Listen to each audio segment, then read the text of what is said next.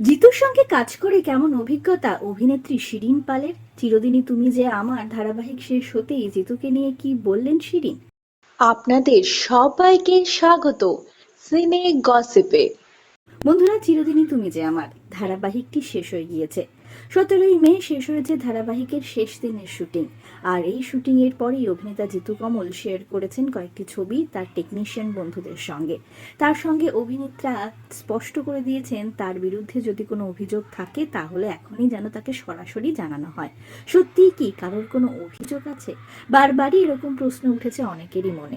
অভিনেতা জিতু কমলের সঙ্গে মনোমালিন্য হয়েছে ধারাবাহিকের প্রথম অপর্ণা অর্থাৎ অভিনেত্রী দিতিপ্রিয়া রয়। তিনি ছেড়ে চলে গিয়েছেন ধারাবাহিক, তারপর তার জায়গায় এসেছে অভিনেত্রী শিরিন পাল। এছাড়াও এই ধারাবাহিকের অপর অভিনেত্রী পায়েল দের সঙ্গে তার বিবাদ সকলেই জানেন।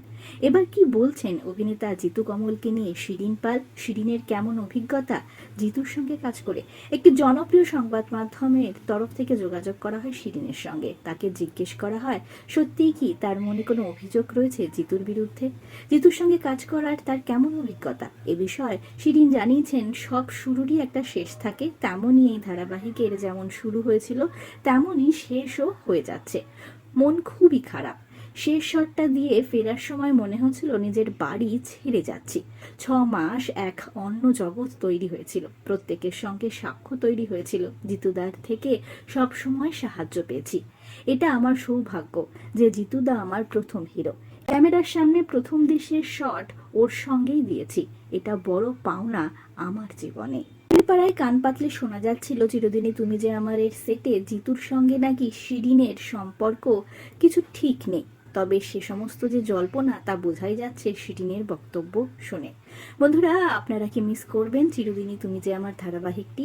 জানাতে ভুলবেন না। বিনোদন জগতের আর অনেক খবর নিয়ে জলদি ফিরছি, জুড়ে থাকুন আমাদের সঙ্গে। Thank you very much, thank you. Bye, আবার দেখা হবে অন্য কোনো জায়গায়। So wrap up, bye. আমরা হলাম সিনে গসিপ। জুড়ে থাকুন আমাদের সঙ্গে, সাবস্ক্রাইব করুন আমাদের এই ইউটিউব চ্যানেলটি।